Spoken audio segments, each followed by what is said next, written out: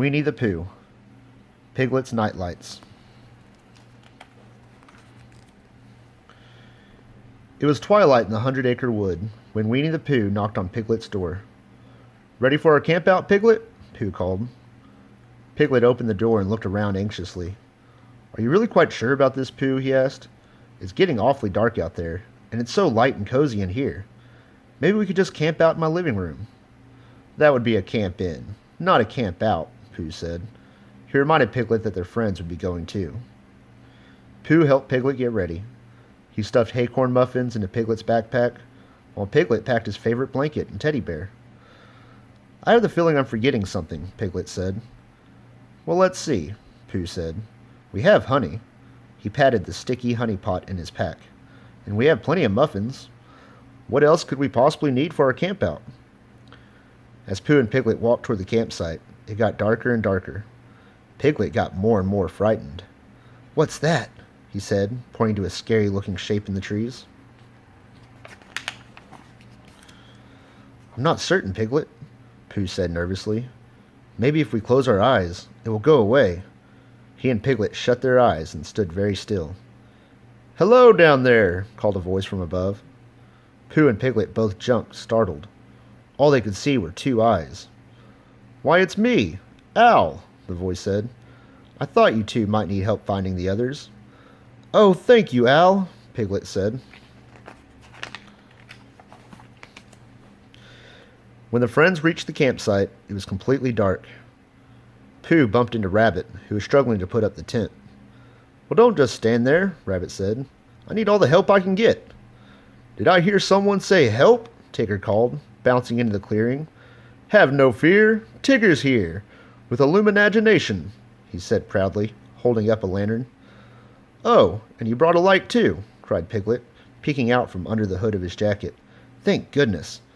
It's awfully dark out here." While the friends got to work setting up the tent, Piglet began to unpack. "Oh no," he wailed. "I forgot my nightlight. I can't sleep without one." He wrung his hands.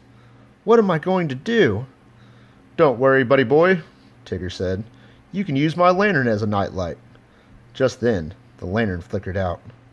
"On second thought," Tigger said, digging through Rabbit's bags, "Long Ears must have something in here you can use."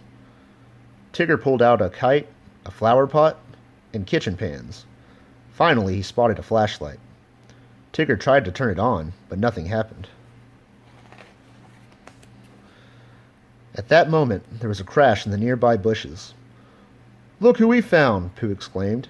He pointed to Eeyore, who was standing next to Rabbit and Owl. Eeyore looked around. "Can't have a camp out without a campfire," he said. Everyone agreed. They gathered some sticks, and soon a fire was burning. "Campfires certainly are pleasant," Piglet said.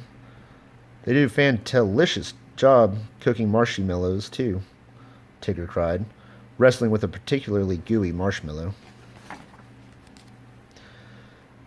"Fire is fine," Rabbit said, "but I think sunlight is the best light of all. It makes my vegetables grow." "I like the way the sun warms my tummy when I lie in the grass," Pooh said. "And the colors at sunset are splendid," Piglet added. "Look at the shadow on that tent," Tigger interrupted. "That looks like your tail to me," Rabbit said with a smile. "Well, what do you know?" Tigger replied. "Guess what this is?" Rabbit said, fluttering his hands like a butterfly. Tigger and Owl looked at the tent. A shape was moving on it.